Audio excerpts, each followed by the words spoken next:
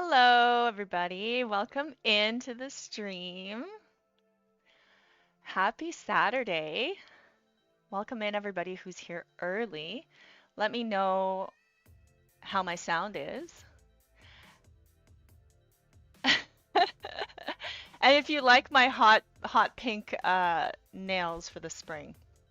Anyway, welcome in. Hello, I see some regulars there. Hello, Flighty Feathers. Happy birthday. Thank you for tuning in on your birthday. It's great to see you. Hello, Amumu. Hello, Kaylee. Weeks and Kitties in Horror. Awesome name. Welcome, everybody, and it's nice to see you guys here. So today we're going to be painting water, and really, really popular subject because water is something that I think everybody sort of struggles with. And I am super thrilled to be actually demonstrating my process, and we're going to be painting in acrylics today. I wasn't sure what medium I was going to be using, but I chose acrylic because of the piece that won the poll. So let me quickly show you the piece that won the poll. I was really surprised because, hold on, let me just turn off this stream reference here. Okay, because Surfing Waves was winning for like a really, really long time. And I was like getting all my turquoise and all my blue paints and everything ready. And then realized that Canal at Night just kind of swooped in for a surprise win. So I had to change my plan. I was going to work in watercolor, but the Canal at Night I think would be a really nice acrylic demo because I could show you a quicker process that way. And it's also really, it would be really difficult to paint that one in watercolor. Anyway, if you didn't know, if you subscribe to our channel, you can vote on our polls and let us know what you would like to see during our streams. All right, guys, so if you didn't know already, there we go. We are Wing Canvas, and our mission is to make art education easily accessible to everyone. So tune in live for free lessons every weekend, Saturday and Sunday at 3 p.m. And if you didn't know, our growing community is full of tons of art nerds. We love art nerds here, and if you're an art nerd too, please be sure to check out the links in our social media and check out our website for our live classes where you can get critique, guidance, and encouragement from our instructors, because we're not just a YouTube channel, we're a school of illustration. And I also want to personally thank our incredible Patreon and YouTube members who support us in making free art education. And members get access to tons of perks.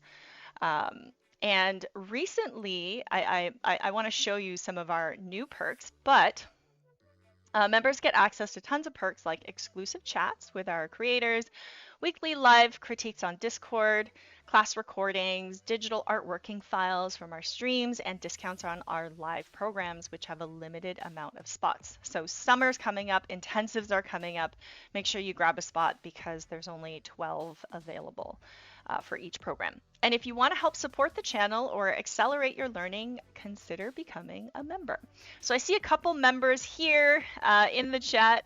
Welcome in. Shout out to Amumu and Quinn. You guys are awesome.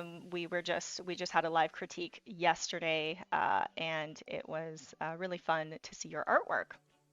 And so if you guys didn't know, from now until the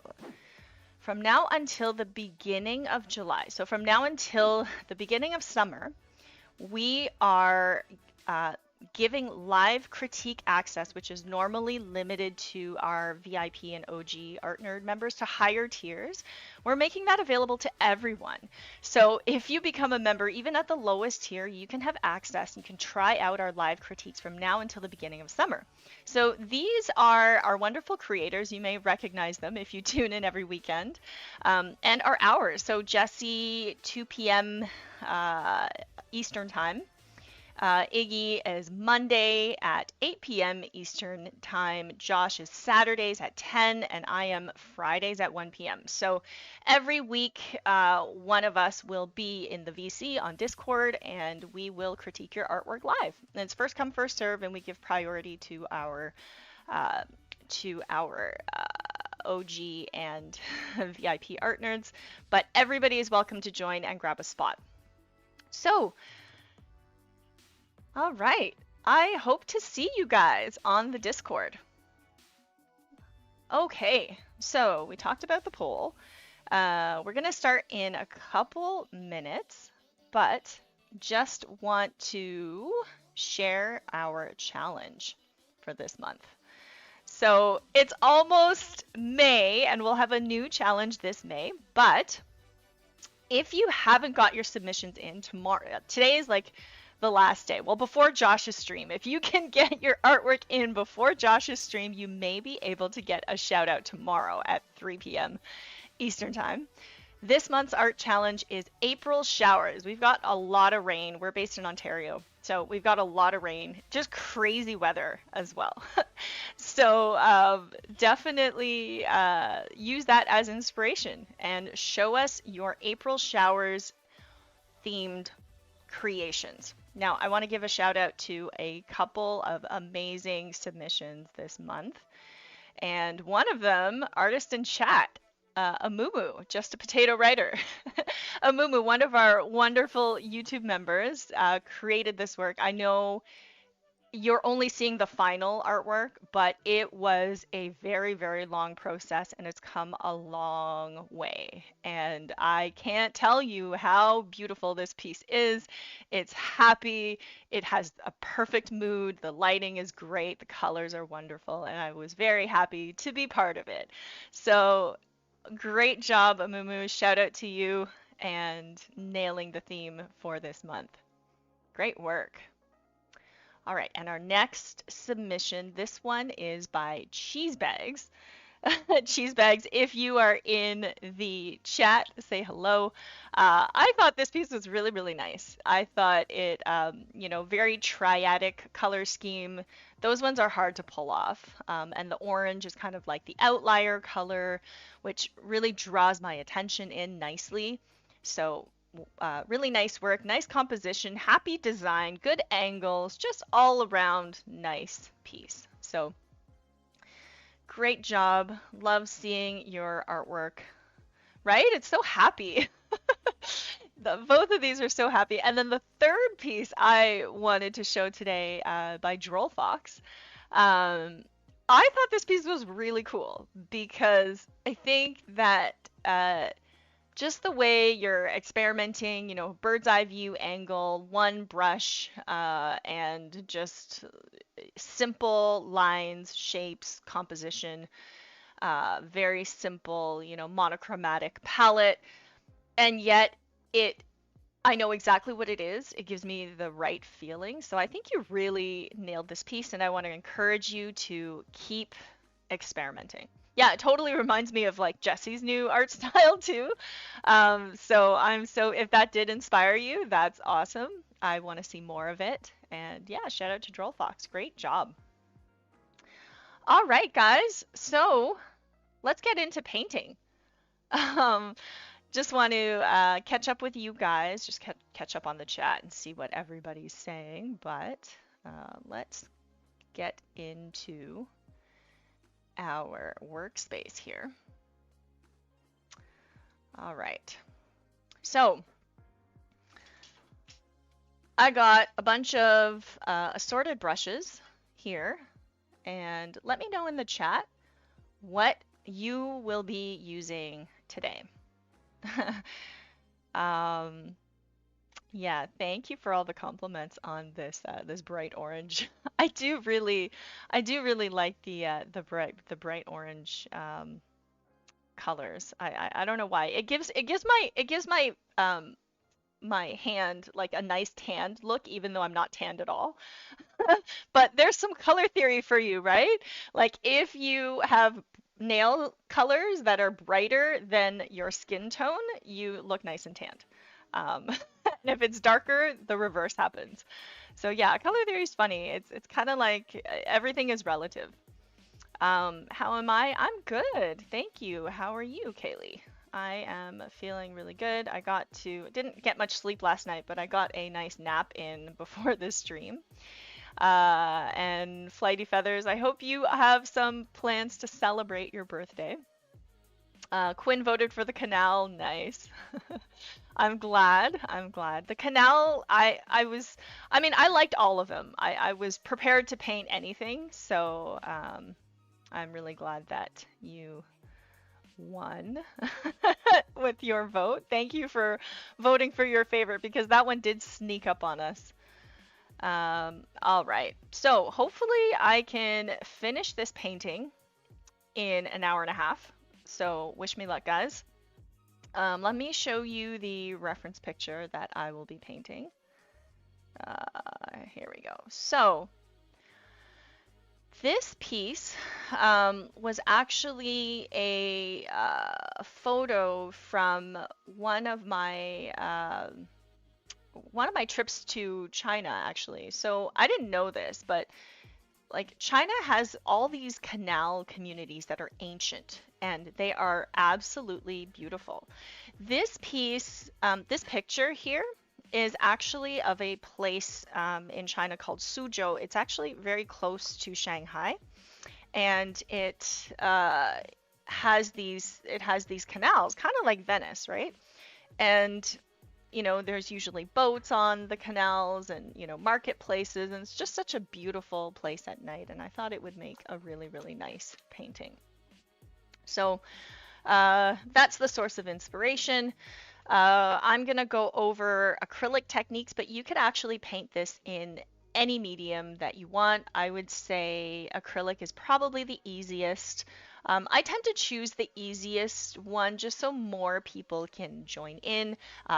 Digital would also be pretty easy to do. Okay, so you can paint along digitally and follow the same process as I would when using acrylic. Okay. All right. Oh, Drill Fox, welcome in to the chat.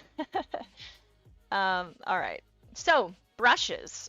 Just going to quickly talk about the brushes and the materials I'm going to use. So I have all these brushes, but I probably will end up painting like 80% of the painting with one brush. I have a couple of small brushes here. So I have a couple of palette knives, one for taking out paint and one for mixing paint, and sometimes I use it to actually paint some strokes as well. I have a big kind of 1-inch flat brush that I personally like to use for just for toning the canvas, right? So for laying it all in. And then this brush is I would say it's like 3/4 of an inch, so maybe 1.5 centimeters. And this one is probably the brush that I use the most. It's nice and big and it allows me to block in colors very quickly. Okay, so for most of the painting, I will probably be using this brush. So if you are working digitally, you know, you can consider sort of like a thick brush and, you know, go between your hard and soft edges. And then I have some brushes going, you know, down in size. I have a couple of round brushes. Now, acrylic tends to ruin your brushes, okay? So if you're using acrylic, don't buy like super expensive brushes because they've ruined all of my super expensive brushes, and I wash my brushes well. It's just the nature of acrylic is not kind to your brushes. Oils have a lot of conditioning in them. Watercolor is just water, right? But acrylic actually has plastic inside the paint as the binder. So as you know, once that builds up, it doesn't really come out of your brushes easily. Okay, so dollar store brushes, no problem for acrylic. Okay, if you're going to be painting with watercolor or painting with oils, I would invest in nicer brushes. For acrylics, maybe not so much. That's just a personal thing. You'll notice that my palette is gray. And I really like these gray palettes. They're called Gray Matters. I've already taped it down, otherwise I would show you. But this type of palette, like if you're using acrylic, I would definitely recommend just using like wax paper or something like that. Don't use one of those plastic trays with all of the little compartments. Like that's a terrible palette for acrylic, only because you have to wash out all of those little compartments or wait till it dries and peel it off. So actually waiting for acrylic to dry and peeling it off is better practice than washing it into the sink, because remember, acrylic contains plastic. You don't want that in your waterways, right? So mixing your color on paper and then leaving it till it's dry, ripping it off, throwing it in the garbage is the best way to mix acrylics. Okay. I like a gray palette when I'm painting paintings that have more of like a darker backgrounds. This is a nighttime painting, right? So you can see that this, that my canvas here is pretty light, right? And it's very hard to judge your colors when it's really, really on one side of that value scale, whereas the gray paper allows me to get a better sense of my values. Okay, so that's why I like using this. If you have white, that's okay too. If you're working digitally, I recommend you start on a gray background, like a 50% gray. All right, so I'm not using fancy paints. These are student grade paints that I've had like left over for a decade. So I'm just trying to use them up. I've got some carbon black, but any black will do. I have some white acrylic paint. I actually like acrylic paint in tubes better than jars. I thought that jars would last me longer, but they actually dry up because as you use them, air starts building up, right? So I would recommend tubes. So then I have my primary colors. I have a magenta. So you're probably wondering, why isn't she using red? Well, primary colors are like the primary red is closer to magenta than an actual red. And if I mix magenta with primary yellow, I will get a nice red. Okay, so I'm using the true primaries, magenta, primary yellow, and phthalo blue. Again, these are just student grade paints. They're perfectly fine, and I'm only using primary colors because not everybody, has a million colors, nor do I recommend that you keep a million colors. It's better to just use your primaries and learn how to mix color than it is to have, all of those colors in little tubes. Okay. Kevin says, so isn't magenta actually just real red? See, magenta is, I want to say that it's real red, but I didn't coin the word red, right? So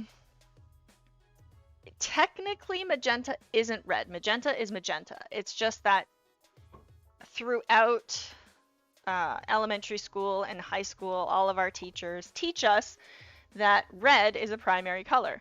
Well, actually, it's not. Red is not a true primary color. And you'll know what I mean if you ever tried to mix like a bright purple. Oh, and by the way, I am using an orphan sock that has a hole in it. You can give lots of life to your leftover socks. So here's my Canada sock that I'm using as a rag. Yeah. So right now I'm just taking out my phthalo blue, but I will get back to magenta and color theory as we go. Magenta is a true primary color. That's why you'll see in printing processes like CMYK, the M stands for magenta, right? There's actually no red because red contains yellow. So if you ever tried to mix like a bright purple with red, doesn't happen. Whereas with magenta, you can get really nice purples. All right. Here's my primary yellow. You know what? I'm not going to take out all my colors just yet because I want to paint my background first. And this is a technique that I tend to do with acrylics more so than oils, is that I start to, I start with the background first. I'll tell you why in just a second. Just putting my yellow back. I'm going to take out some magenta. So I'm using Phthalo blue. Phthalo blue is not a primary blue, but I don't actually use primary blue because I use Phthalo blue and ultramarine blue. Phthalo blue and ultramarine blue are the only two blues that I use and I need, unless, you know, I inherit the paint or something. Because Phthalo blue is a little bit more green looking, whereas the ultramarine blue is a little bit more purple looking. In this case, I'm just using Phthalo because I have magenta to mix in if I want it to be a little bit more purple. All right, the forbidden blue jam. See, if I had to eat jam, I would not eat a Phthalo blue jam. I'd probably eat ultramarine blue because it's like closer to blueberry color. Phthalo blue is like the most kind of unnatural blue food coloring color because it tends to look more green, right? Okay.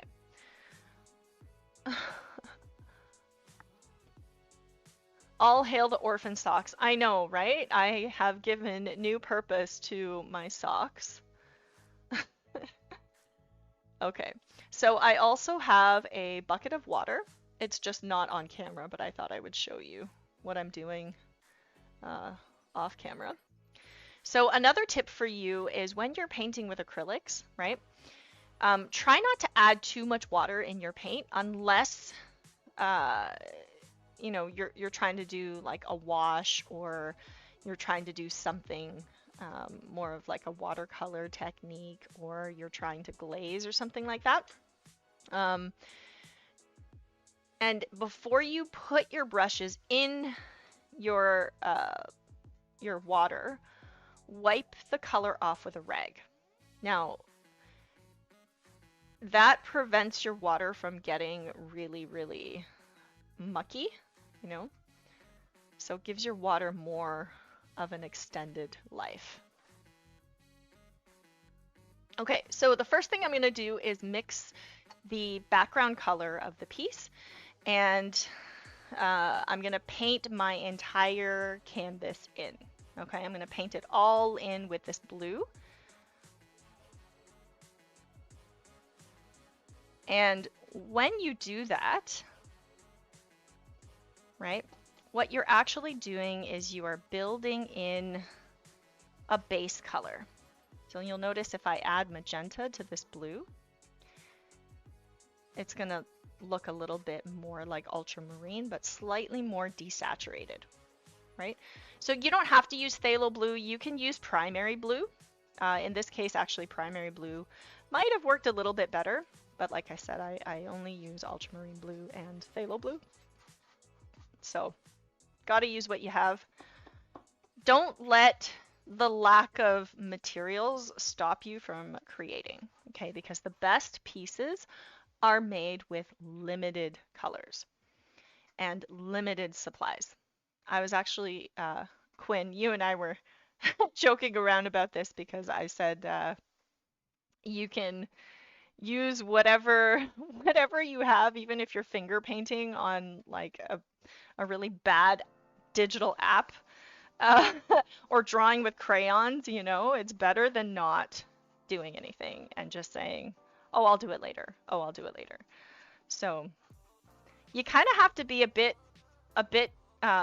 fearless when you create, you know. You just gotta do it and like not worry so much if it's gonna suck, and just try to enjoy yourself and try to treat it like it's an adventure. You were gonna get some crayons. I've been using a lot of crayons with my toddler and finding that I actually really like them, like beyond the smell, right? Of crayons, which remind me of childhood. I definitely really just enjoy the waxiness of it and um, how if you make a mistake, you can scratch it off or build on top. It's kind of one of those things that we don't really take seriously because it's like for kids or for toddlers. Um, Even so, my toddler, he's 1.5. He's like, oh, I'm done with crayons. I've experienced markers, so I don't care about crayons anymore. And I'm like, but no, the crayons. I actually did a figure drawing class with crayons once, and it was actually a lot of fun.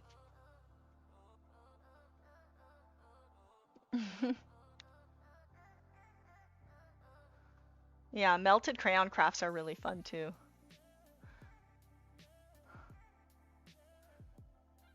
Okay, so what I'm doing right now is just laying in the background, just getting that blue in. And the reason why I tone the canvas is because toning the canvas allows you to finish an artwork faster, like way faster, way faster.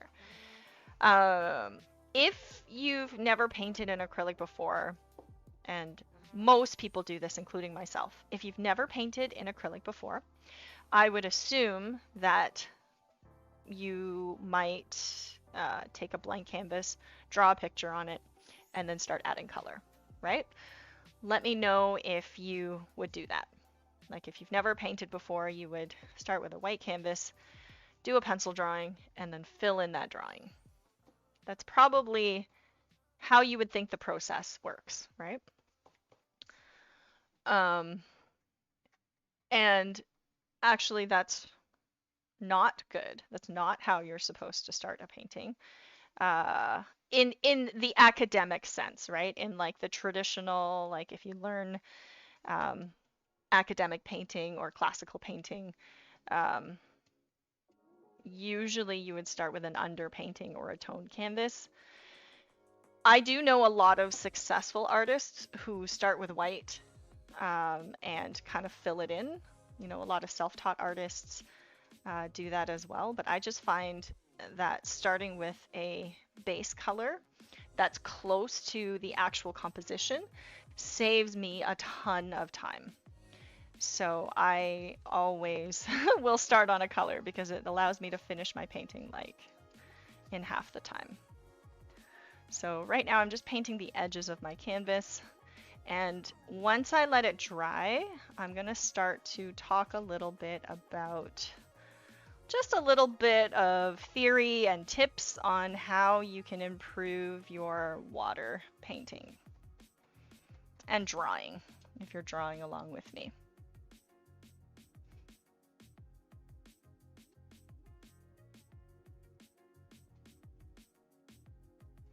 Yeah, you've definitely done that. So yeah, like if you have never tried tonal paper, or toning the canvas and starting on a color other than white, definitely give it a try and see how it changes your process. I find that it allows me to have a better sense of context when it comes to choosing the colors that I want. For example, if you start with white and you paint an orange, let's say you paint like an orange sun on a white background. Well, that orange sun is actually lighter than the is actually darker than the background, right? Because orange is darker than white, right? But your orange sun is probably lighter than your background in the painting, right? But you don't know that. You have no way of seeing that because you don't have any context. All your context is white, and white is an extreme value, right? Most paintings, like if you look at, let me just put my reference back on so you guys can see how much white is actually on this reference. Like if you squint at it, there's not really a lot of white, at all. There might be some in the building on the right, you know, on the lanterns or whatever, but not really that much, right? Probably 80% of the piece is midtones, like the sky and the buildings. I would say maybe, white would just be the accents, like maybe 5%. But most of it are midtones.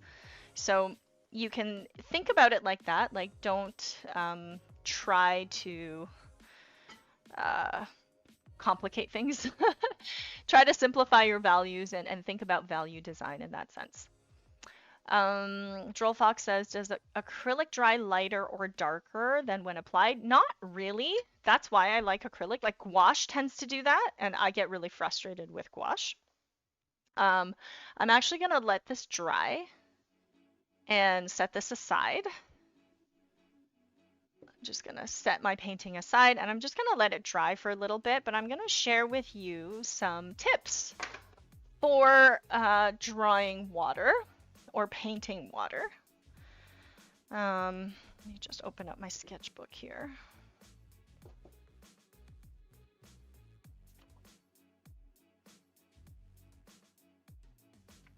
Okay. So there's a few tips I want to share with you when you are drawing water. Okay. I am using a mechanical pencil today because I'm just going to be writing notes. Okay, so water. Oops.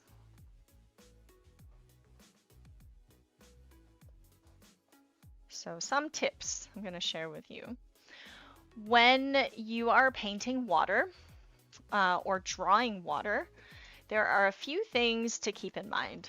Okay, so one is the movement. So movement, rhythm. So movement and rhythm are two things that water really lends itself nicely to. Both of these are principles of design. If you're not sure about your principles of design, go check out our playlist dedicated to the elements and principles. So movement and rhythm are two things that are really important when you are thinking about how to paint water. So for example, water typically is self-leveling, right? Water is self-leveling. So what that means is if you are painting let's say you're painting a lake, okay? And your landscape is sort of like this, right? Let's say your lake is here. This is your horizon line, right? So if this is your horizon line, then your water, right, the perspective of the water is actually like this, right? You see my dotted lines? So the perspective of the water is actually more like this. Okay, so bird's eye view, let's say bird's eye view, the lake is like this, okay? In perspective, your lake is like this. So the middle of the lake, let's say it's a square lake, okay, or a square pool, or whatever this shape is. The middle of that lake is actually going to be here. It's going to be a lot closer to the edge, okay? When you are drawing water, you got to think about the perspective. It's going into space, right? It's kind of going in this way. So with a bird's eye view, right, you might be able to draw your ripples, you know, kind of like this, all evenly spaced, right? Or your waves. But when you're drawing water if you want that water to have depth, or if you're drawing it not bird's eye view, usually what happens is the lines up here are almost not visible. Like they're so close together that they start to merge together into one shape or one color, and then they start to come a little bit further apart as you get to the edge, and then down here is where they start to get larger. Okay.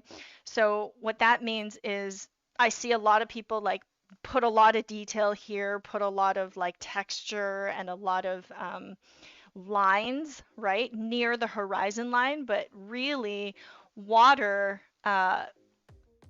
more of the texture will be closer to the viewer. So closer to the foreground than the horizon line. Okay, so that's one thing to keep in mind. The other thing is most water that's self-leveling means that your strokes are going to be horizontal.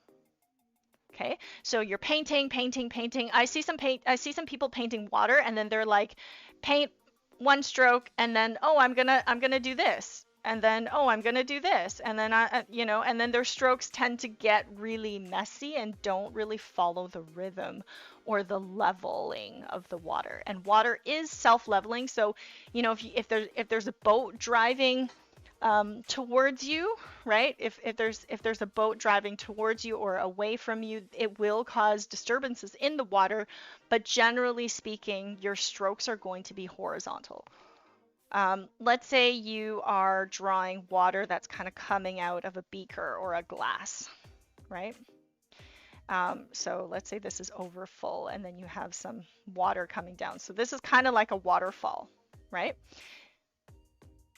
So let's say you're pouring this water and it's coming out this way. Now this is when your water will have an up and down type of movement. So this is the only case when water is pouring or a waterfall that you would use vertical lines. Okay, so very, very rarely does this happen. Most of the time it's horizontal lines. Okay, so if you can remember that, then even if you look at the reflected light, right, you'll start to see that most of those lines are horizontal. Okay. So we talked about horizontal strokes. We talked about ripples getting further apart as they approach the background. So this is, you know, this is also true for ripples if you're looking at it from a bird's eye point of view. So let's say droplet of water drops like this, it's going to cause smaller ripples, you know, closer to it. And then as it gets further away, those ripples are going to extend, right? So they're going to get further and further away, right? So that's just like one of the rules of water, is that the closer to the source, the smaller the ripples, and then the further away from the source, the wider the ripples tend to get.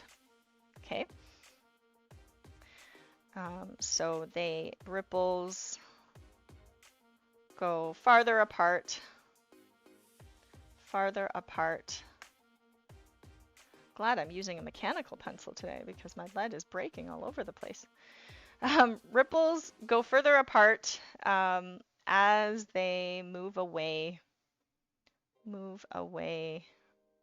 from the source. So ripples go further away as they move away from the source of the, I guess we'll call it the disturbance, right? Okay. And last but not least, let's talk about reflections. Reflections. So reflections is probably one of the things that most people struggle with. And let me know if you guys have any questions. Just wondering if you show how to make crashing waves or only calm water. That's up to you. In this piece up here, it's mostly going to be pretty calm. But reflections, I'm going to talk about reflections in a very general sense, but basically reflections will always align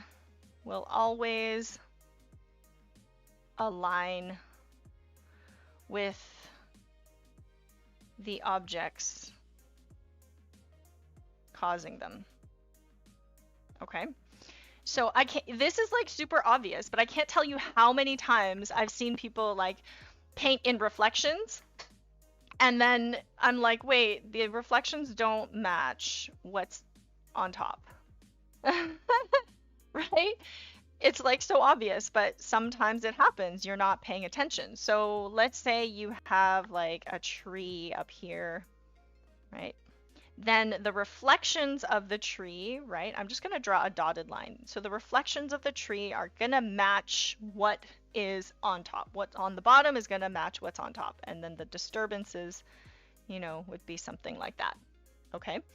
Let's say you have some distant mountains, right? You have some distant mountains here. You have a huge tree in the foreground. So those mountains are also going to reflect in the water, right? So same thing. And the reflections also follow the rules of perspective. The disturbances will, or the ripples of the water, if there are ripples. So let's say there's some wind, right? Let's say there's some wind. This is wind. If there's wind, there's going to be some ripples. If there's no wind and it's a very, very calm day, then there may not be any ripples, and the reflection will almost look exactly the same. Okay, so one really simple way to check if your reflections line up is to rotate your canvas. So check that everything aligns, right? So whatever is at the top is at the bottom. So check by rotating your canvas.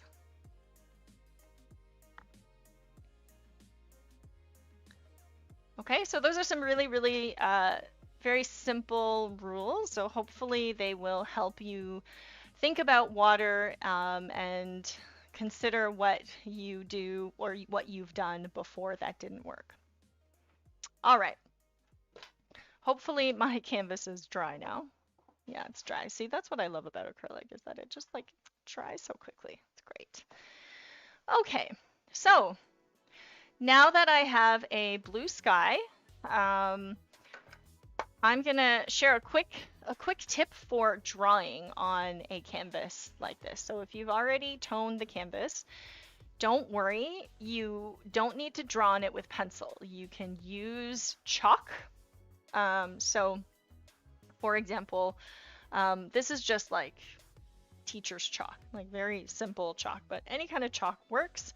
If you want to do like a quick composition grid, or if you have trouble drawing, you can always split your canvas into a rough grid for yourself so that it's easy for you to place things. Okay. So I'm just going to follow a simple kind of rule of thirds composition for this. Let's say I want my focus of the piece to be this bridge. Okay, so I'm going to draw in my bridge. That's where it is. And I'm going to draw in, this is like a 1-point perspective, right? So I'm going to draw in the line of the roof of the buildings here. Here's another line. And then I'm going to draw in the horizon line. So the horizon line is where the water ends, right? So it's like roughly around there. And then this view is from on top of a bridge. So I actually took this picture standing on a similar type of bridge like this, but it's like here, right? So I'm looking down at the scene. I'm not actually at water level. So that's why you get this like really nice, almost bird's eye view of the canal if the bird was flying pretty low. So that's about as much drawing as I typically do, like when I'm doing a painting, because the more you draw, the less you sort of cover that drawing, right? You want to keep the drawing. You don't want to cover it up most of the time. Most people don't want to cover up their drawing. So then the more detailed you get, the more timid you become when you paint. So I don't really like to draw. I just kind of draw in, the essential stuff that I need, like the horizon line and etc. All right. Would pastel work? Yes, absolutely. Pastel is just like more expensive chalk. So sometimes I'll actually use colored pastels on top of my acrylics to kind of test out some different colors. So yeah, it will definitely work. Okay, so the next thing I'm going to do is to paint in some of these bright colors of the buildings. Okay, and so to do that, I'm going to get out my other colors. So I'm going to get out my yellow and my magenta.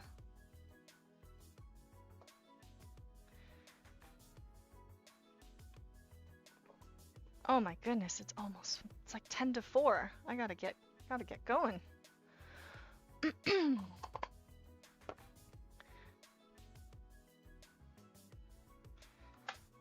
I'm used to painting really fast though, because I practice a lot of plein air painting. And if you're not sure what plein air means, plein air is like the art of painting live. So if I was painting this scene live, I would actually have to paint really, really quickly. And so that has allowed me to get very fast.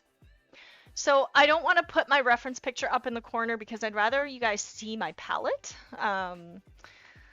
But let me know if you want the reference picture or if you are actually referencing the picture. I'm happy to put it back up.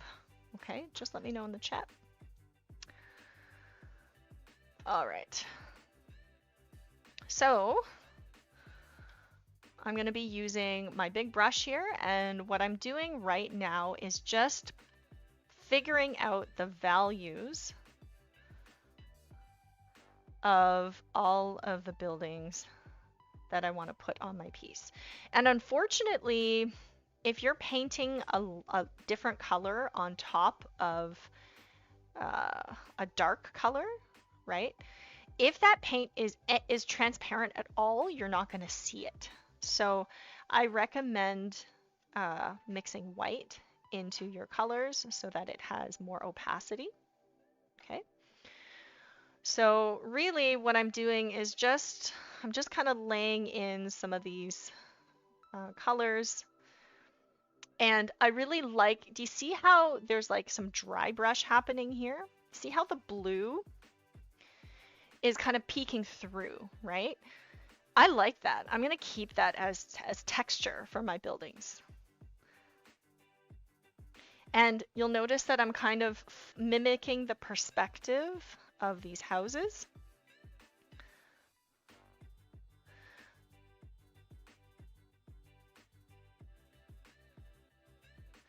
And the same thing holds true to buildings in perspective. Like more texture is going to be visible closer to the viewer, right? Like you're not going to be able to see like the brick texture in buildings that are really far away from you. It's just like you just don't see it. It all blends together. You might be able to see the color of the building. You might be able to see, how many windows it has or whatever, or the style of the building even, but you're not going to be able to see the texture. Okay, so if you're going to be focusing on texture, try to focus on the texture that's closest to you.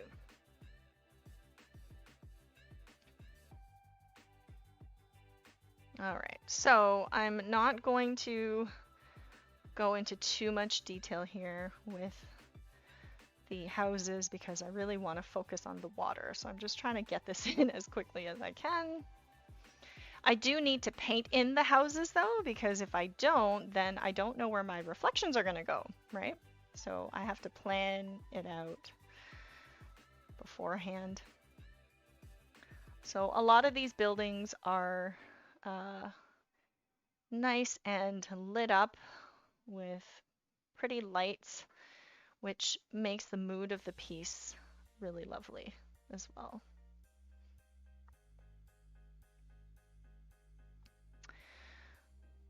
So let me know what you guys are painting with, and if you're painting along with me.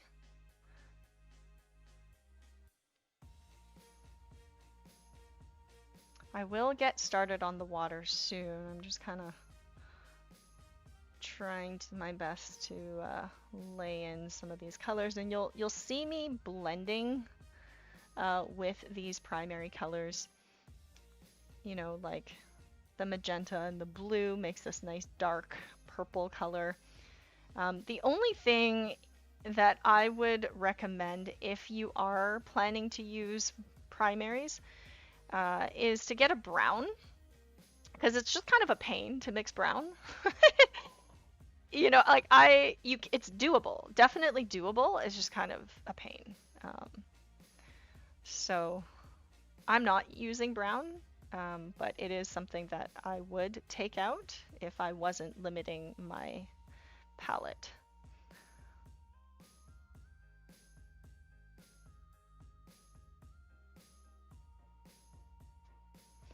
So if you are working digitally, your process would be very similar.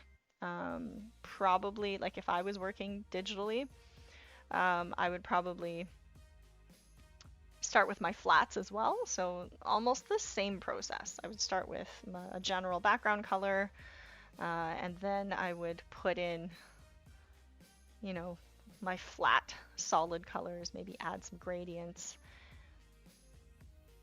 So it is actually painting digitally is actually very similar in this case, except you wouldn't need to actually mix colors, which is a big shortcut. However, if you started off learning digital art, I highly suggest you try traditional. Only because, you know, pretty soon with the rise of AI, digital images are going to be a dime a dozen, unfortunately, and I feel like there's going to be something nice about making a tangible thing, and it's never a bad time to start.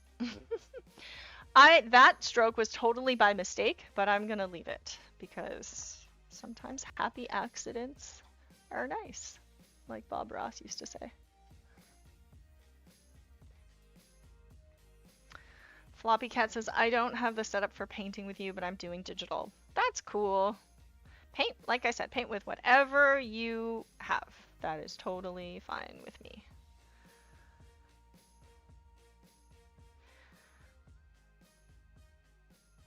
This palette, whenever I'm using like a primary palette, it allows you to get a really nice range of color. So, you know, I'm kind of just going to go all out. And you can't really see me, but I'm squinting really hard at my canvas because I don't want to overwork it. I just really want to get in the essentials. So I'm just kind of painting in some quick, all the colors that I see, I'm trying to put them in quickly.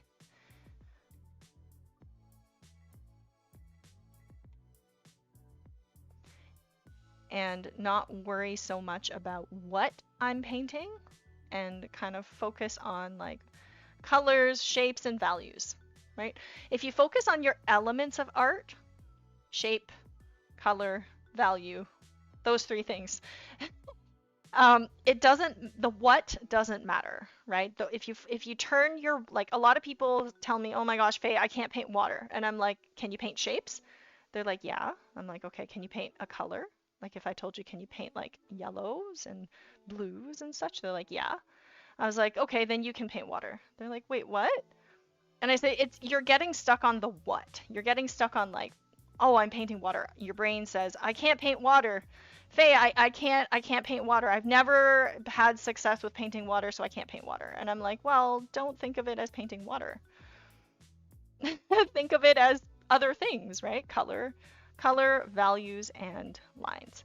And then if you think of it like that, then you know you're tricking your brain back, and you're saying, look, I'm not painting water, okay, brain? I'm painting something else. So leave me alone and let me do my thing.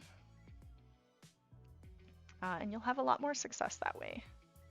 So don't focus on the what. Like you can see right now, something is emerging, right? A scene is emerging. You can probably tell, okay, there's some buildings here. But if you were just joining the stream and you had no idea what I was doing, you could still kind of get a sense of what I'm making, even though not everything is super accurate or kind of fully materialized yet.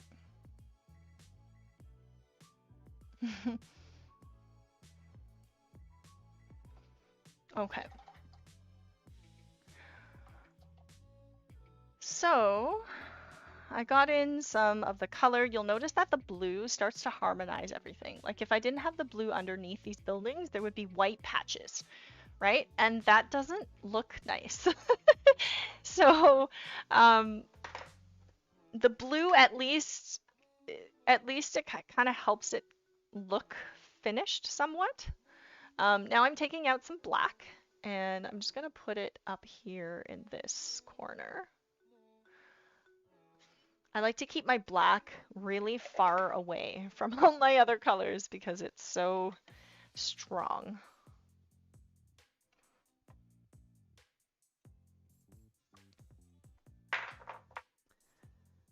Alrighty.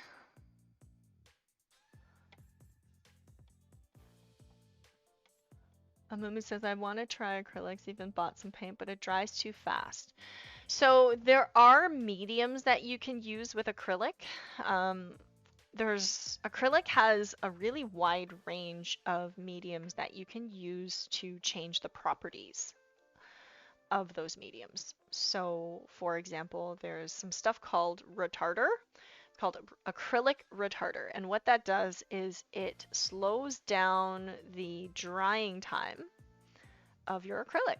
So the more you mix in, the slower it dries. And so that's a really, really nice medium to use with your acrylics, right? Because then you get more time. Another trick to slow down the drying time of acrylic is to use a stay wet palette. Now, if you've never used a stay wet palette before or you don't want to buy one, you can actually make one using just like a flat Tupperware or takeout container with a lid, right? And then take some paper towels and wet your paper towel, wring them out so that they're damp, not wet, and then put it on the bottom of that container, right? And then put a sheet of vellum on top. So you can buy vellum or you can buy like those stay wet palettes. They have like the stay wet paper that goes with them. Will allow the water to pass through, but not the pigment. So those are some really nice tools for acrylic that can really help you use them better. Hello, Nomsky. Welcome in.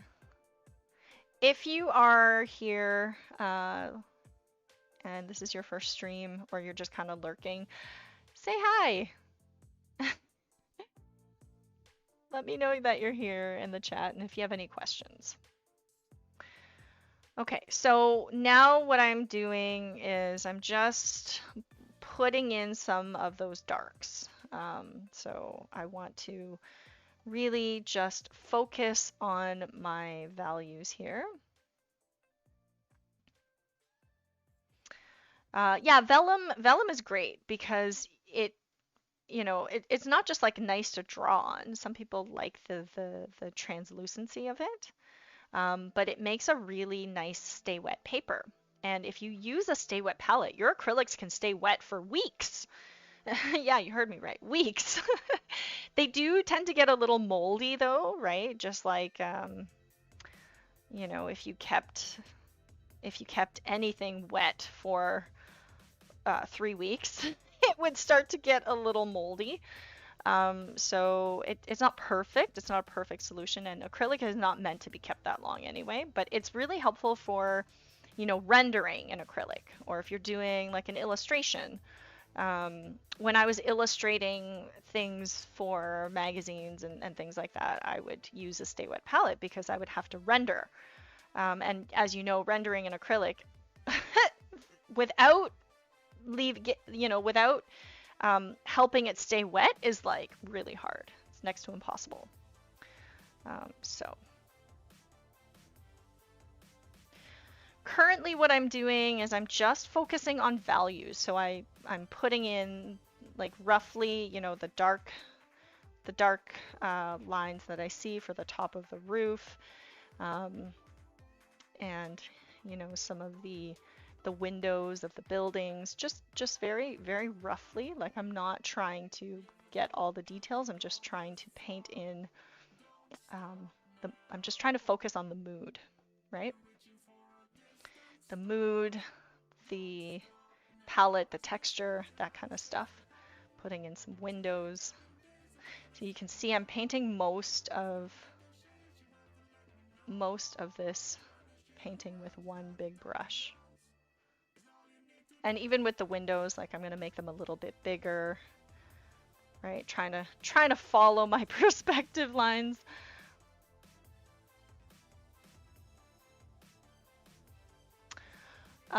Do you also make wind in it so that the water has waves? I'm pretty much I'm definitely gonna put ripples in the water, because it's a canal, right? There's activity, there's like slow boats going down the canal.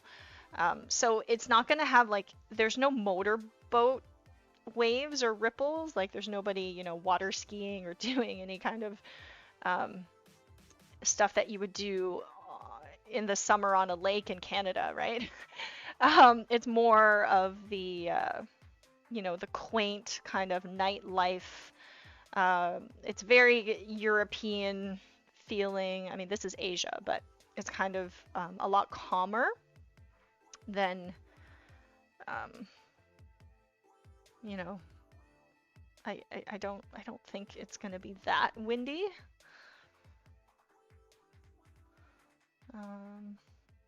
And I don't know, I've never really experienced a lot of windy nights. I find wind is more during the day.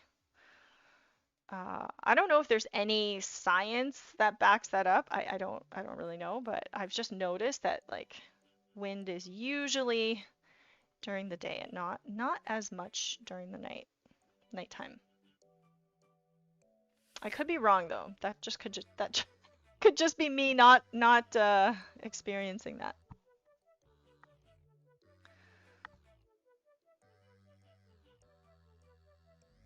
Okay, so I'm gonna move on to actually painting this water. I just wanted to set this up so that I can reference what's up here, down here, right? I kind of need to paint in these buildings, these shapes and values and colors that look like buildings, in order for me to reference them down below. So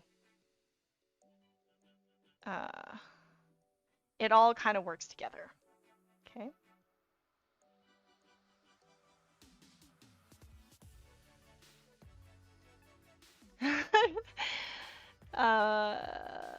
Kaylee says, how about clouds? Would you shade them if you put some in the picture?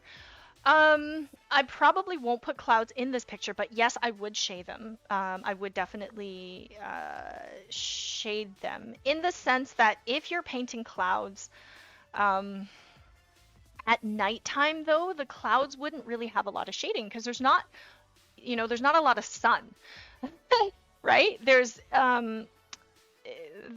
no sun, and I mean, there's moonlight, I guess, but it's definitely not as strong. So the clouds would not have as much contrast, right? It's like lighting would have contrast. Here, most of the contrast is caused by the lighting. So it's not really that. If I did paint clouds, they would certainly show up here, but they would be very, very light. So they would kind of be like soft shapes instead of rendered shapes or rendered forms. David Silva, love your work. Thank you. Thanks. I appreciate it. Quinn says she can't keep up. Yes, you can, girl. You can do it. You can also, you know, slow down the replay if you like. It's not really about speed.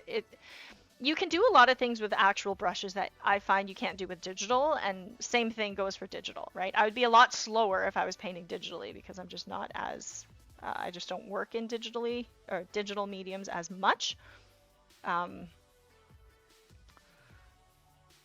I learned Photoshop, gosh, when it was Photoshop 3. And I like digital painting, and I really appreciate all of the, you know, shortcuts and all of the things that you can do with it that you can't do with traditional. But I like having something tangible at the end. I like having a physical piece at the end. But that's just me. Hey, marry me, please. Thank you. I'm already married, but thank you for the stream proposal. Um, the technique Jesse uses to paint clouds, yeah, you should definitely watch that if you're a digital artist. That is also very, very cool. Watching how Jesse paints clouds digitally is like very appealing even for traditional artists. And you're just like, whoa, how did she do it so fast? Okay, so right now I'm going to start putting in some of the reflections, and I just want to make sure that things line up, right? So what I can do is I can kind of take my chalk and just draw some things that I think will help me with this alignment, right? So there's some pinks up here, so I'm going to start putting in some pinks down below, right? You can see I'm still using this flat brush. I probably should change brushes, but I just like, I like showing you guys, especially digital artists. A lot of digital artists like, oh, what brush are you using? What brush do I need for this? Oh, I don't have that brush, so I can't paint it. Well, guys, I'm painting with like one flat brush, and I can show you that you don't really need, it's not the brush, it's how you use it. It's not the tool, it's the mindset and the, you know, following the principles, the elements of art, the principles of design that really make the difference, right? And like I said, if your finger and a sucky app is the only thing you have, then, you know, treat that like a challenge. Don't let tools stop you, because they don't really matter. Sure, it may not look as good as if you had, you know, a special brush for water or whatever, but I promise you, you will learn a lot more from being frustrated with a piece and from struggling with a piece than from, you know, nailing it and it being easy. Okay, so just kind of roughly building up my reflections here. Just want to make sure that they kind of align, right? Reflections also tend to be softer than the object.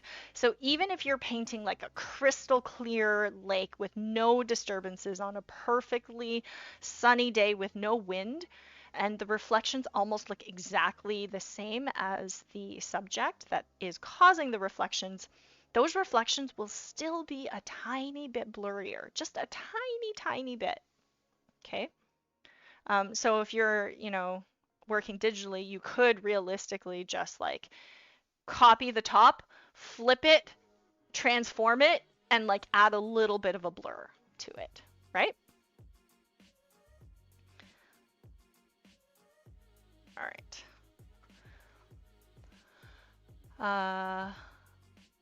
Let's see, just kind of, Kevin says it's called, oh my gosh, I can't even pronounce this. Diurnal surface healing. Whoa, I have to Google that later. So there is science. Good to know. Thank you for letting me know, and you know, learn something new every day.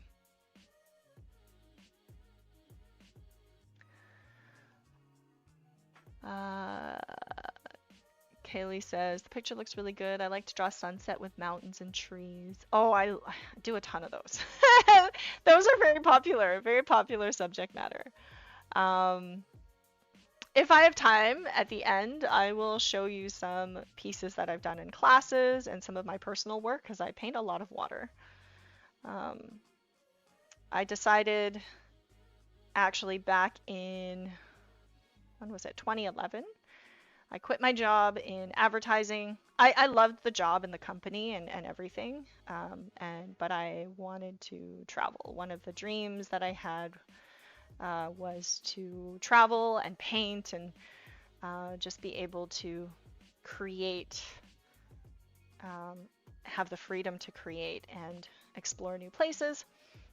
So I just took my paints and went backpacking. And so I was able to really improve my art because I just did it and I had to do it fast because I just was, drawing whatever I saw, whatever I came across. And sometimes they were just like really plain scenes that, the locals are like, why are you drawing this like rusty old garbage bin in front of the building? And I'm like, I love the texture of it. But when you travel, you're in a different mindset. Like everything is beautiful and everything is special. And it's kind of like you're a child again, right? So that's one of the things that I really, really enjoy.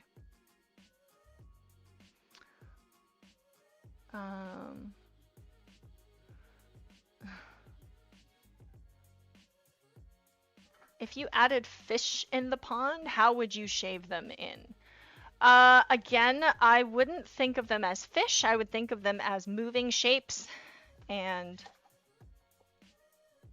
I would think of them as values, shapes, and colors. And fish that are moving underwater would definitely have movement, right? So the strokes would be a little bit different.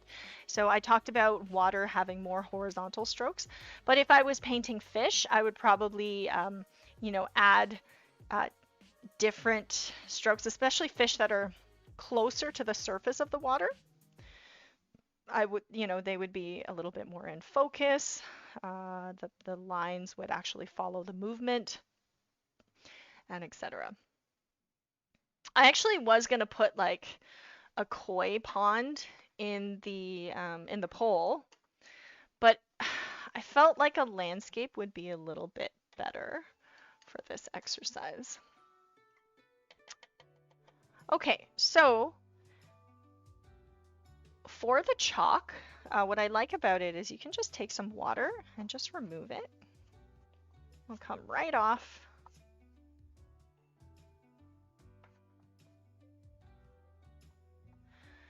And now I can actually focus on putting in some highlights. So what I'm generally doing is I would put in the midtones, then some lights, then some darks, and then now I'm going to put in some highlights just so that I can work on where I want to lead somebody's eye, right? And those highlights are really important. Like there might be some lanterns around this old building, and those lanterns are going to cause very specific reflections.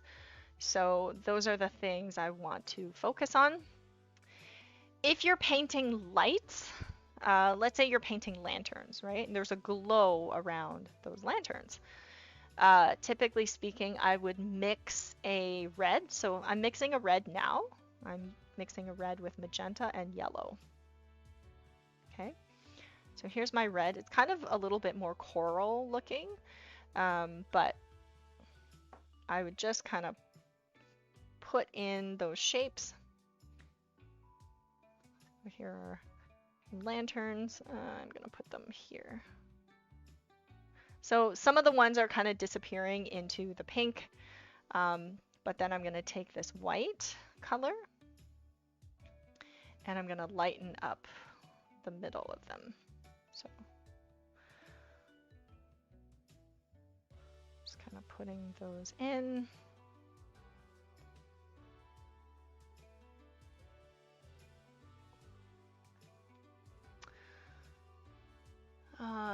Trust the process. Yeah, you do kind of have to, I would say you kind of have to surrender to the process. You know, you do have to trust it, and sometimes it feels like it's betraying you. Sometimes you feel like, oh my gosh, this is such a struggle. But without struggle, you don't learn anything, right? Some of like my best pieces, I mentioned this in a recent video, but there was one piece that I struggled with for so long. It was a painting of Frida, Frida Kahlo. I wanted to do this like epic portrait of her.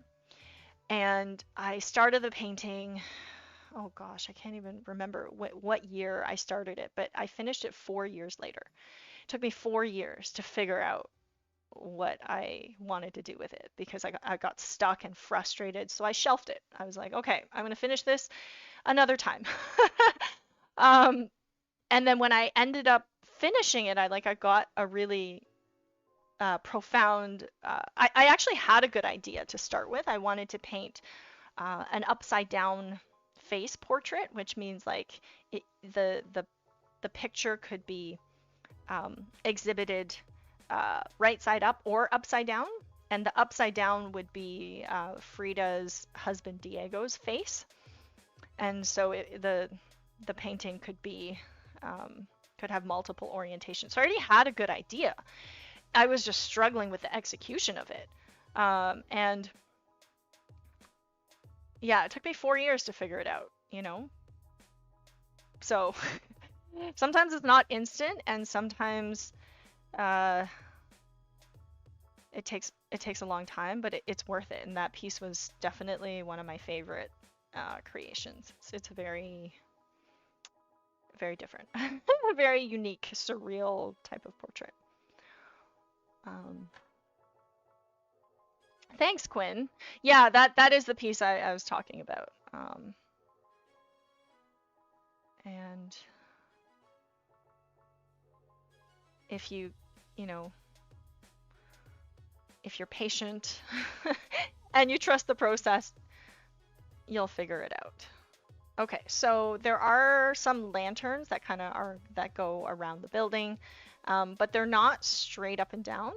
They kind of have a bit of a, you know, they have strings holding them together.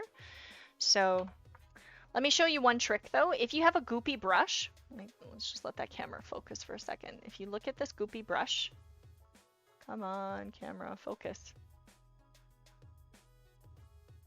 Oh, you know what? There you go. Okay. So if you look at that brush, it's kind of goopy, right? There's a lot of paint on it. I don't have a nice edge, right? So if you want to fix your brush and get that nice edge back, use a palette knife and scrape that color off your palette knife. Now you have that color on your brush saved without it going into the water.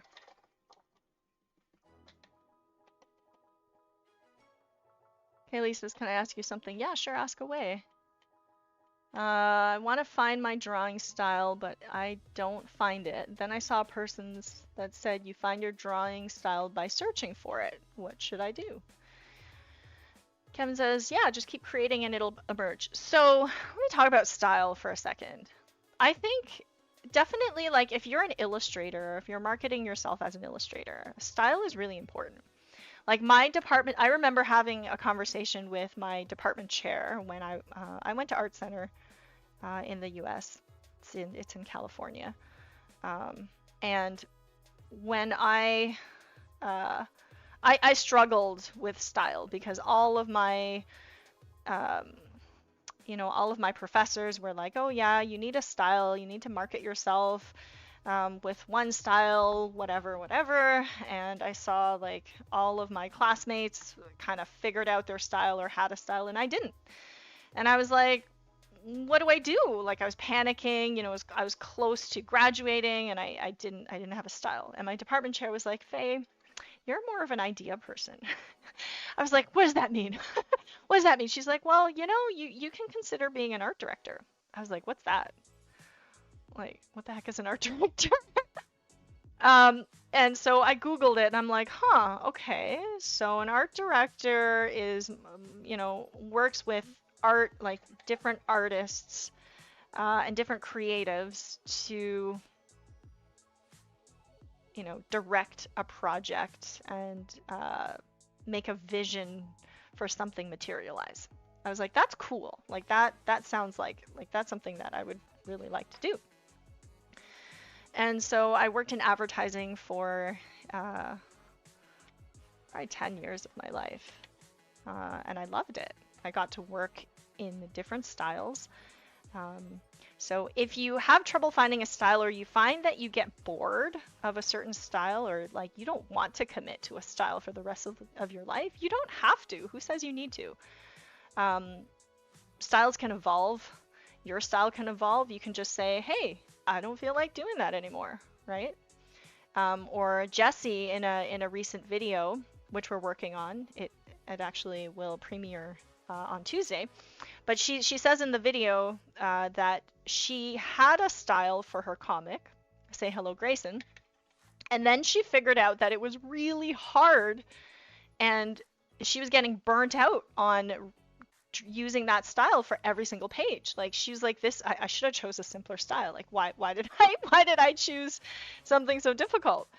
And then so she changed it, and she had to reline a whole chapter, and it was a lot of work, but she was glad she did it. So, you know, your style can evolve. I had a very rendering heavy style, which meant my artwork took forever to create. Whereas some illustrators have, like, you know, a very flat kind of cutesy style that's very easy to do, right? Like just fast. So technically, if you want to be an illustrator, then you probably want to find a style that is that feels authentic to who you are.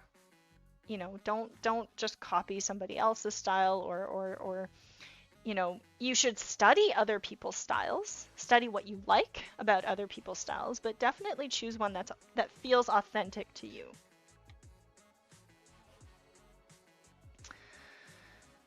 And yeah, and just keep creating, it'll emerge. And maybe you can try design, try graphic design, because designers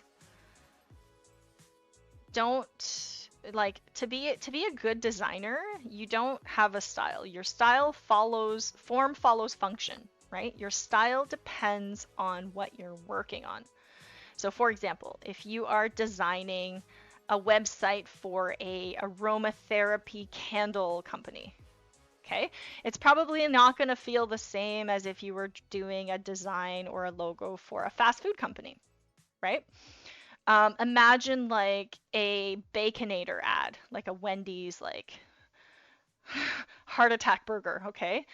It's probably not going to feel the same as a, you know, as the ad for, like, I'm trying to think of something healthy, like a vegan salad bar, right? It's not going to feel the same. So I think that this is why I say you should choose an authentic style, because if you don't have an authentic style, then you're going to get commissions that don't feel authentic, right? Like if you find a style that you're just like, oh, this is very much me, I would be happy, you know, creating in this style, then you're more likely to get commissions and clients that appreciate your style and that have work that fits that style.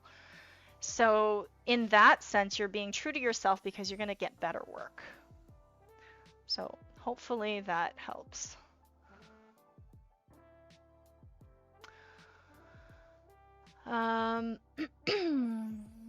Ali says, just got here. This looks so good. Thank you. Thank you.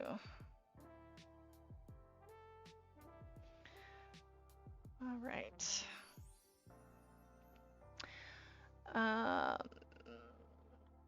Just checking at the chat. Haley says, I was asking because I wanted to make a manga and set it open before I get 16 and already get 16 next year. Oh, okay. Don't worry so much. Like, your style at 16 is going to be very, very different than your mature style. So don't worry about it. Just whatever style is you, feels like you right now, go with that. Okay? Like, there's no sense in worrying about something. Your style's going to evolve, and you're still very young. And at 16, you shouldn't be worrying about your style. You should be experimenting with different styles. Um, so if you want to um, experiment with different styles, and you're like, okay, how do I do that? Then find some find some art styles that really appeal to you and study them. Like study, and I don't mean study by copying, I mean study by evaluating what is it that you really like about that piece. Like what is it that you really like about the artist? Is it the color? Is it the rendering style? Is it the design? Is it the line work? Is it like figure out what you like about it. That's how you really study a piece well. Um, I didn't even know what I wanted to, like, I knew I wanted to illustrate children's books when I was 16. But beyond that, I wasn't even thinking about style. So don't you worry about that. The problem with social media, like this is one of the problems with social media, is that like we get so much pressure from, oh, this person has a style and they're doing great and this or whatever. It's like we're panicking and we don't like when you're just learning art, don't worry about style. Just don't even worry about it. You want to, you like somebody's style, great. Like try it out. Do a study by all means. But um, the better thing that you could be doing is trying different mediums. Um, Studying art history. You learn a lot by studying art history. Like Picasso, we all know Picasso for his Cubism style, right? We're like, oh, okay, Picasso. He did like those, cubist looking kind of abstract people, right? Did you know that Picasso was a realist? When Picasso was 16 years old, his realistic paintings would make your jaw drop. Like when Picasso was 14, his dad was like, an art teacher and a professor. His dad was like, okay, I give up. I'm quitting because my son has already surpassed me. Like I feel like I'm not qualified to be an art teacher anymore. So Picasso nailed realism before he moved on to experiment with different styles. He had like 24 styles. If you just like look at his from his rose period to his blue period to his African period, he just studied things that interested him. And then he wasn't worried about a style. I don't know if you know this, but Picasso he co-invented collage, right? When you think of collage, you probably don't think of Picasso at all. You probably just know him for one style, but he actually experimented with dozens of styles before his sort of mature style. And so did a lot of famous artists. By the way, we have a famous artist playlist that you can check out. It's like our art history videos series. We have one on Picasso. We have one on Matisse. Matisse also had various styles before his sort of fauvism style emerged. Piet Mondrian, if you don't know who he is, he was the guy that did like the primary, like his pieces were like squares and lines, and they were just like red, blue, yellow, and black. Very abstract, very simple. But he was also a realist artist for many years. So, I think realism is important because it helps you study life. It helps you observe.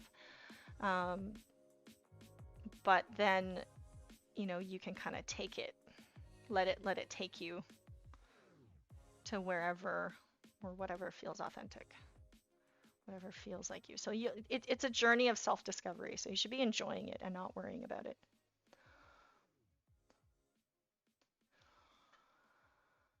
All right.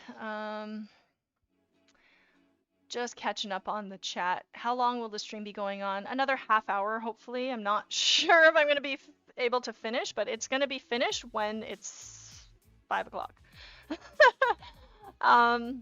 Quinn says, to be honest, I hate no idea what I'm looking at with my painting. That's okay. Don't worry. Trust the process. So should I let my style be like freestyle? I guess so. I mean, I'd let my style be like freestyle.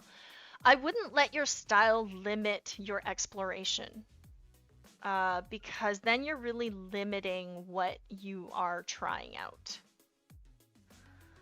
So that's, you know, that's what I would suggest, is not focusing so much on style that you're not focusing on, you know, other things that will help you become a better artist. So things like, you know, just studying what you see, doing lots of studies, learning anatomy, you know, studying artists, both contemporary and the old masters, learning from their mistakes, learning from their journey, being aware of, like, you know, the artist that you're following did not just instantly have a style. Like, they also went through lots of challenges to be able to get to where they are, you know? Again, that's the problem with like platforms like Instagram, is everybody's like, oh, look at this, I made a thing, it's so pretty, but like, it wasn't pretty. The process wasn't pretty at all. Nobody posts like, you know, ugly works in process on their Instagram. I think I did once. I think I painted a portrait and I really messed up on the mouth, and I recorded like a little reel of me covering up just the ugly stage of my painting. But yeah, don't worry so much about it. Just like try to think about how a style can help you get work or commissions or projects that you really like, that is aligned with your beliefs, your values, and things like that. Right? Don't let it limit you.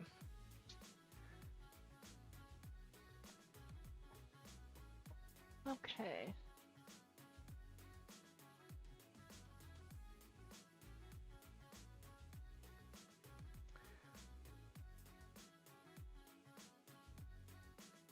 Oh, thank you, Stephanie Gomez. You're watching the live while you're working. Your boss says, oh, well, thank you. This is like generally how I would start a piece. But you know, my actual painting process definitely takes a lot longer than this. You're kind of seeing a very rushed example. But say thank you to your boss for me. So impressive how it turned out so far from start to finish. Thank you. It's not actually finished, but hopefully it will be soon. And a painting is never really finished, right? It just kind of stops in interesting places. That's not my original quote. That's somebody else's quote, but I thought it was really good. The worst thing you can do though is like overwork a piece, right? So if I have a hard stop and I only have like an hour and a half to do this painting, I only have, you know, I had less than an hour and a half. Maybe I had an hour and 15 minutes. If I only have an hour and 15 minutes, I'm going to paint a lot faster, right? Than if I had 5 hours or an endless amount of time. But let me tell you something. My fast pieces look better than the pieces that I had an abundant amount of time to work on. My strokes feel more confident. It's not like super rendered, but the idea is there. it feels a lot more lively. You know, even with my figure drawings, like my 2-minute drawings are sometimes better than my 5-minute drawings or my 10-minute drawings. Because it's like, okay, I'm not overthinking it. I only have a limited amount of time. So, you know, I'm not going to uh, like use an eraser or like really, I'm not going to plan to use an eraser, I should say, right? I'm not even going to take out an eraser. Just like with this piece, I know I don't have that much time, so I'm not even going to take out my little brushes until I have the base of it done, right? That's why the mindset is so important. And Kevin, yeah, we should start a new trend. Ugly whips of Insta. I like that. I don't even use Instagram that much personally. I mean, I love seeing artwork on Instagram. I just find that I don't know, sometimes I get stuck on it. Like it's such a time suck, right? Such a time suck. Great for bathroom breaks, I gotta say. Like that's when the Insta comes out. Whenever you see me posting, it's like, oh, Faye's in the bathroom. Yeah, that's what she's doing.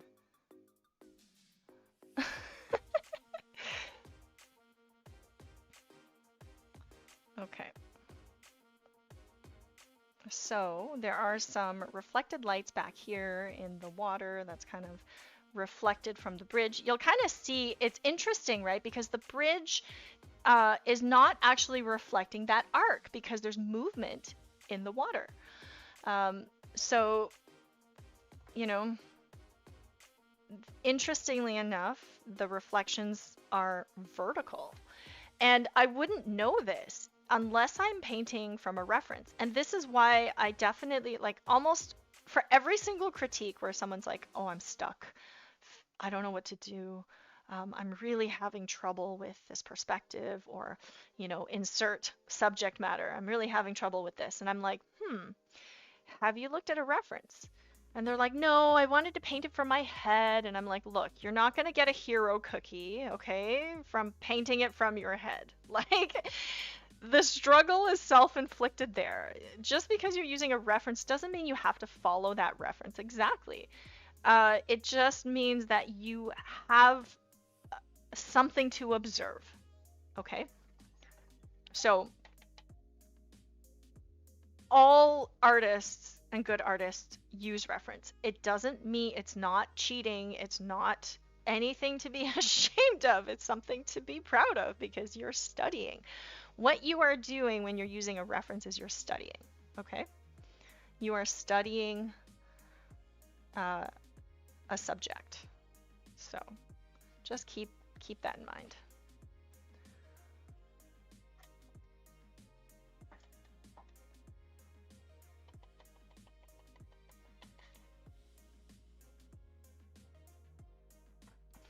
I think this stream was how to paint water, if I'm not mistaken, not how to draw water, but I'm glad that, yeah, like somebody said that I painted water, but I didn't actually paint water.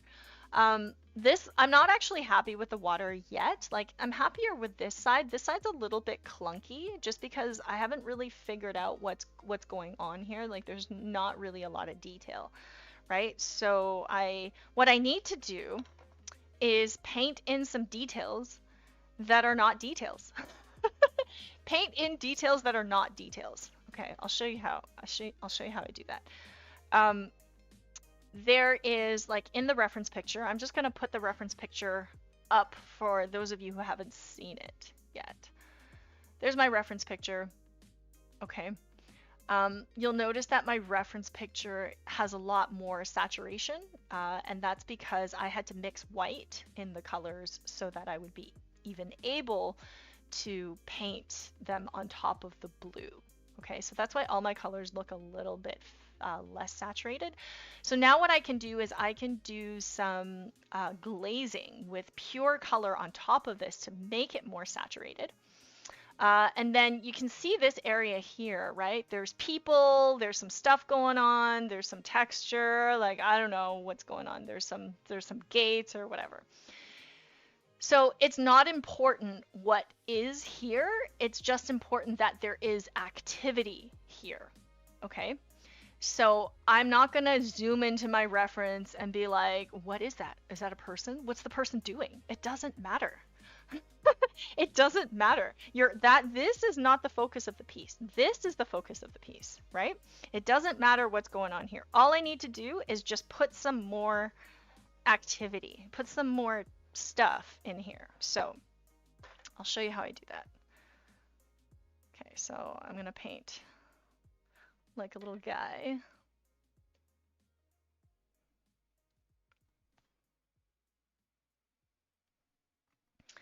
Okay, so I'm gonna paint like a little person, and then there's stuff happening here. There's some railings, some stuff here. There's a staircase this way, you know, some darks there. Whoops, I went a little bit too dark. I went a little too dark, so I'm just gonna take my sock, lighten it up, and just put in some very vague details.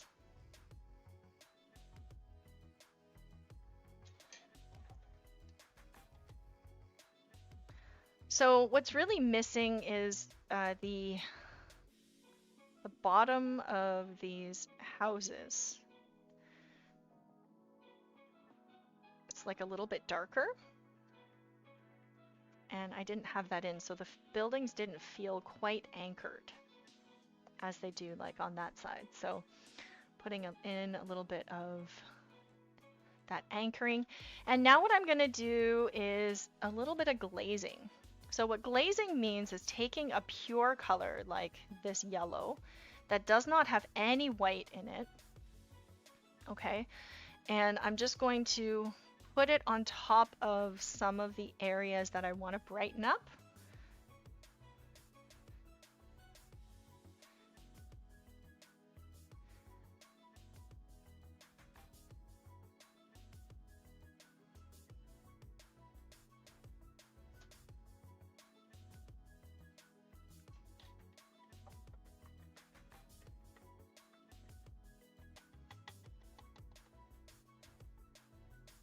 So what are all you lovely people doing on this Saturday? What are you doing while you're watching me stream? Are you guys drawing or working or making lunch or dinner or wherever you are in the world? I'm curious. Let me know what you're up to while you're tuning in.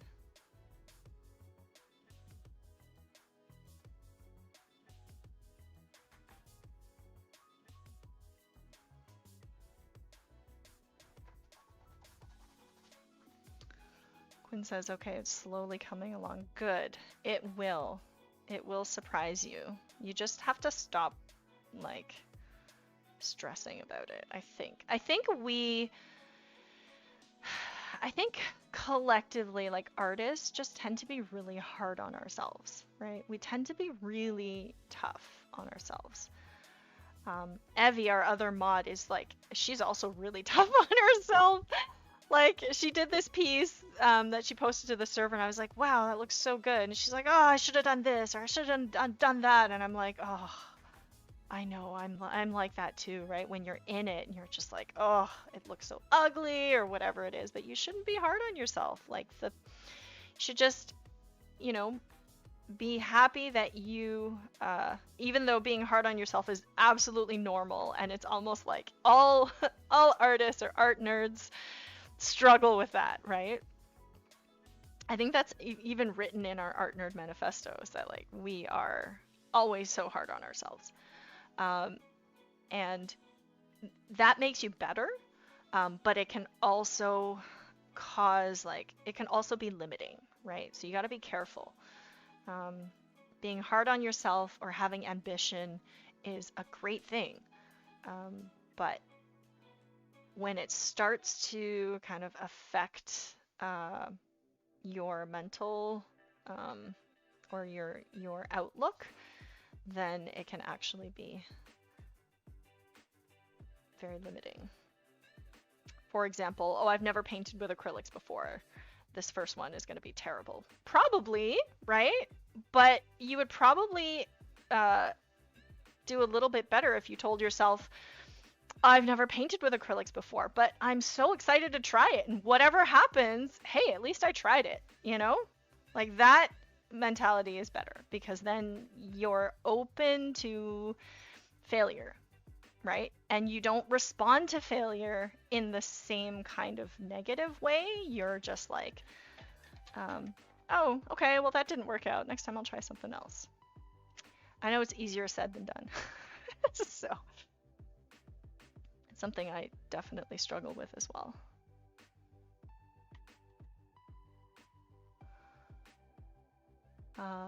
So let's see what you guys are doing. Starverse. I know, Quinn, you're painting along with me. Starverse painting a tree over a lake on my iPad. Cool. Share it on our Discord after. And definitely tag us on social media. We are at Wing Canvas. Let me put our lovely, lovely socials on here. If you're creating with us during the stream, make sure to tag us at Wing Canvas and or post it on the Discord.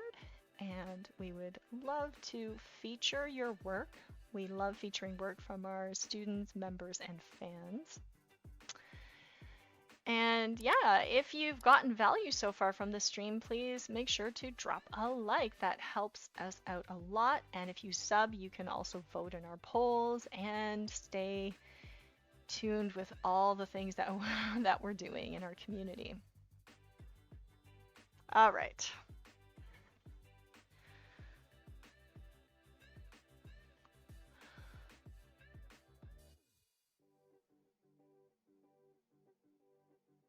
Let's see here.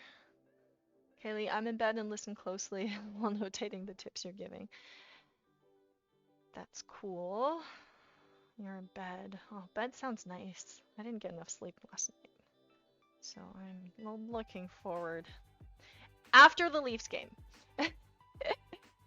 After the hockey game tonight. It's bedtime for me. I've never actually been very excited about playoff hockey, but this year we actually have a chance, but we're playing Boston tonight, and they're really good. Any hockey fans here?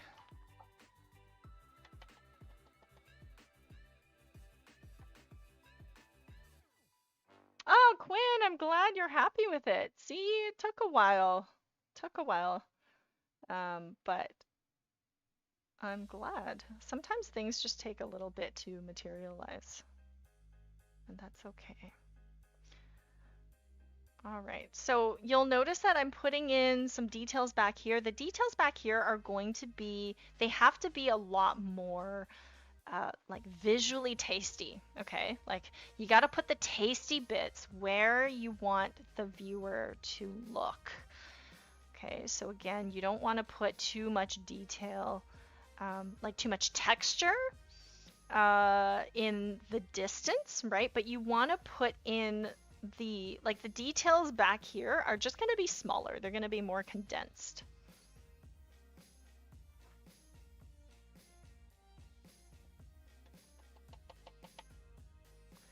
The one thing that I wanted to do is get more, like better pinks overall in this piece because the pinks look a little bit dull.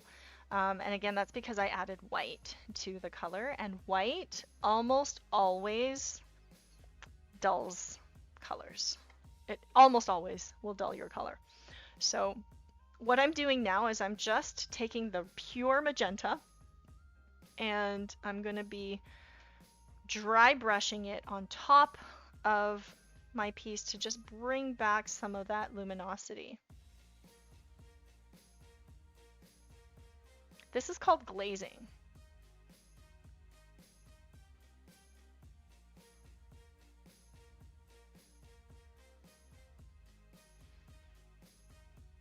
If you've just joined us, you can definitely watch the replay. We post all of the replays, and our lovely moderators actually timestamp them for you, so you get to enjoy them all with those nice shortcuts. Thank you, Kevin, for doing that. All right. Okay, so I'm adding a bit more color down here, and the last thing I want to do is we don't have too much time left. Yeah, the time runs out. It really does. Really does.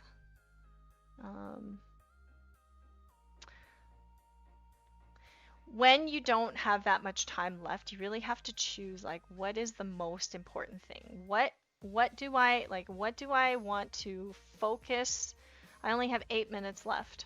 Okay, what do I want to do in these 8 minutes that's going to make the most impact? Well, since it's a water stream, I'm going to focus on the water. So just making sure that I have good ripples happening in the foreground, because this is really the foreground of the piece, right?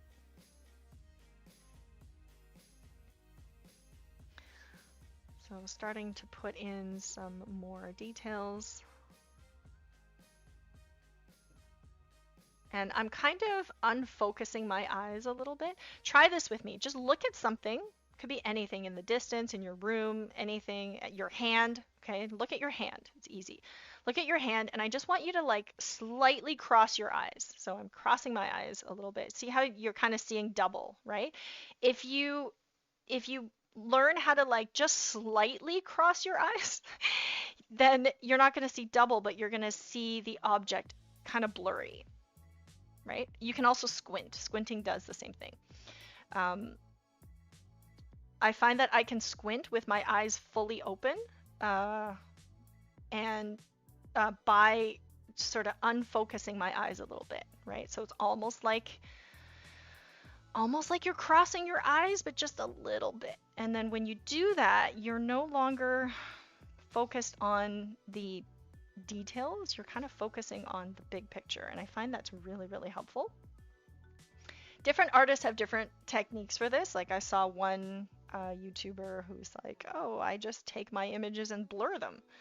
And I was like, okay, yeah, you could do that. But then when you're painting some selective details, then you have to unblur it, right? I just kind of do it with my eyes.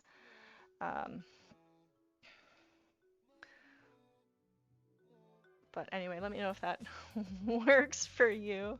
Take off your glasses.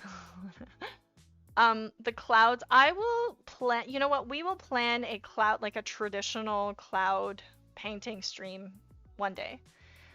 You guys had a choice. That I had a really nice like sunset over the lake with clouds, like illuminated clouds, but that one did not win the poll, you know? We could have been painting cloud reflections.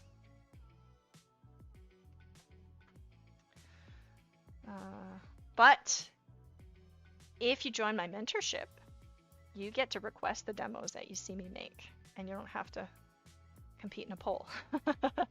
Our mentorship classes, if you don't know, I teach drawing and painting mentorship on Thursday nights at 8 p.m. Eastern Time. We are now taking registrations for the summer term, and usually the summer term has 7 classes. It starts July 11th, and we only have 6 spots for that program. So if you want to learn painting with me, or you want to come to class and get to request demos that you want to see me make, join our mentorship.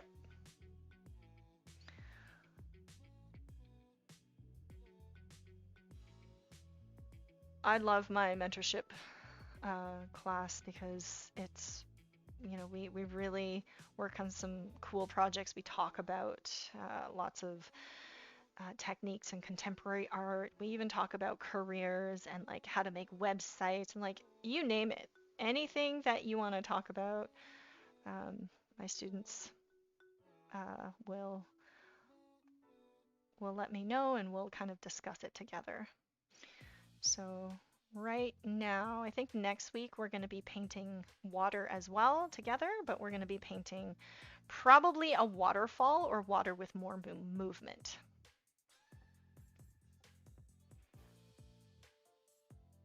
Oh yeah, and we did paint a dragonfly. You can see that you can see a picture of the final dragonfly on our YouTube community. It might be on Instagram too.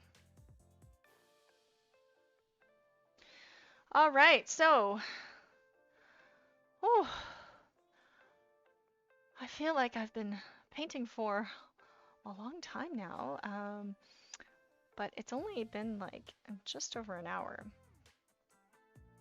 Okay, so I think what I want to do now is create a tiny bit more contrast by lightening up the sky just a smidge.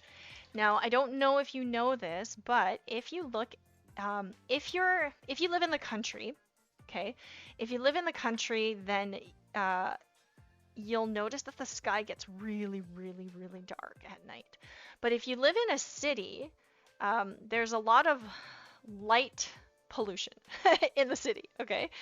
So in the city, the sky tends to be a lot lighter, especially at night. And when the sky is lighter, you'll notice that it has a bit of a glow. So it kind of glows, goes from really, really dark to light down here. Okay, so what I'm trying to do now is I'm just trying to put a little bit of that lightness around the buildings. So I should have done this in the beginning, but I didn't. So you can kind of see what I'm trying to do is create some artificial contrast in the sky. I want to lead the viewer's eyes down below. So what I'm trying to do is just kind of feathering in some lightness down here. Because I want this part to have more contrast. This is kind of hard to do. It's kind of hard to pull off after the fact. But just using some water and kind of scumbling it through so you can see there's a little bit of that lightning happening. Okay, so if that's happening up there, chances are it's also going to be happening down here in the water. Okay, so I'm just kind of lightening up this part. And similarly, I can darken the bottom here. So I'm not going to do that because we are out of time. But I am going to put in some harder edges. So contrast is created with values mostly. And so values and hard and soft edges, like your eye is going to go towards your hard edges first. So I'm going to put in some hard edges, put in a little bit of detail in the building, in the roof.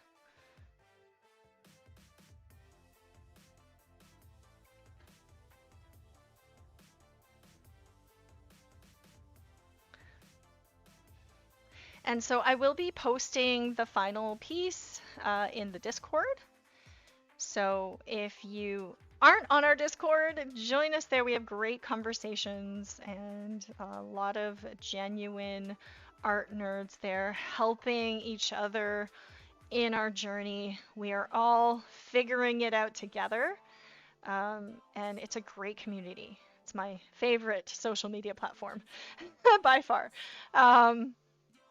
So check that out if you haven't already. And let's see. Let's give that final reference picture a go. So without the reference, it looks pretty good, pretty finished, right? You look at the reference picture, like there's a lot that I could do. I would love to boost the color. I would love to, you know, add more details. But this is all I have time for today. So yeah, are definitely like if you've been drawing along with me, share your artwork on the Discord. Remember to submit for the monthly challenge, and we're going to be posting a new challenge very shortly for May. And then if you submit your artwork, you can get a shout out. So definitely do that. And yeah, you can tag us at Wing Canvas if you've been drawing along with us.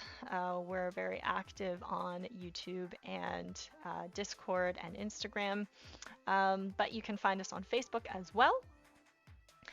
And next week, I will be doing a special Mother's Day painting stream where we'll be painting florals. So I'm going to teach you how to paint a bouquet of beautiful flowers that will never die, that your mom hopefully will love. If you are a mom or if you want a last minute creative idea, actually, it's not last minute, you got tons of time. It's in 2 weeks. So May 11th, same time, you can surprise your mom with get some acrylic paints, get a canvas, and surprise her by painting along with me. Okay, so we're going to be painting a floral bouquet. Definitely join if you want to make something nice for mom. Tomorrow, Josh will be streaming a how to jump animation tutorial. So definitely check that out. Josh is a lot of fun too. If you're into animation, he will teach you a lot of really, really valuable advice. And again, our mission at Wing Canvas is to make art education easily accessible to everyone. That is our mission. And we really, really want to thank, and personally, I want to thank our incredible Patron and YouTube members who support us in making free art education content. And if you want to become a member, you can get great access to exclusive chats with our creators, weekly live critiques on Discord, class recordings, you can get behind the scenes stuff, digital art working files, and discounts on live programs that have a very limited amount of spots. So if you want to help support the channel or accelerate your learning, consider becoming a member. All right, guys, it was super, super fun to do this stream, and I hope you guys have a awesome weekend, and week ahead. All right. Thanks, guys, for joining me. Bye-bye.